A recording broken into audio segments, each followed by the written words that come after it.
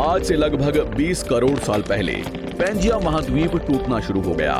Pangaea के विभाजित होने की वजह से पृथ्वी की ज्यादातर ऊपरी जमीन पानी के संपर्क में आने लगी, जिसके फलस्वरूप पृथ्वी पर हरियाली बढ़ती गई, जिस वजह से डायनासोर्स और ज्यादा विभिन्न और विशाल होते चले गए।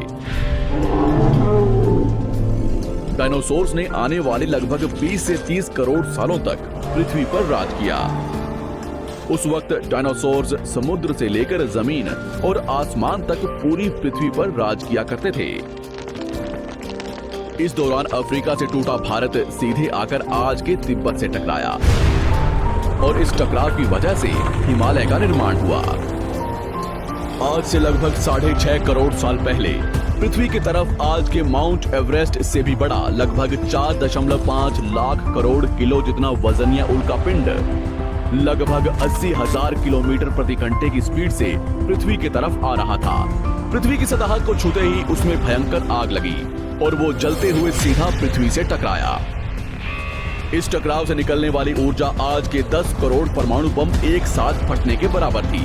जहां ये उल्कापिंड गिरा, वहां के जानवर और पेड़ तुरंत भाप बनकर जल गए।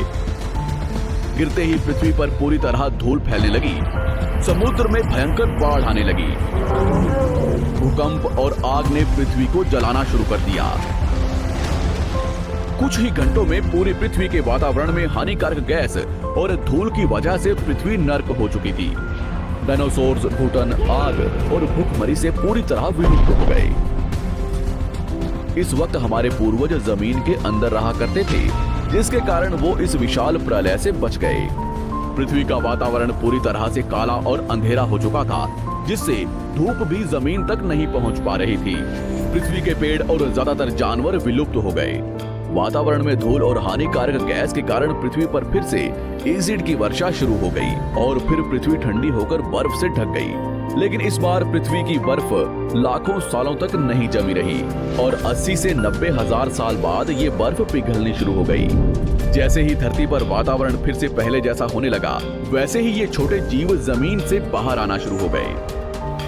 उस वक्त पृथ्वी की बर्फ पिघलनी शुरू ही हुई थी, जिसके कारण अफ्रीका में घने ठंडे जंगल हुआ करते थे और इसी बीच ये जमीनी जीव बंदरों में परिवर्तित हुए। मगर जैसे जैसे पृथ्वी गर्म होने लगी, वैसे वैसे अफ्रीका के ये जंगल सूखने लगे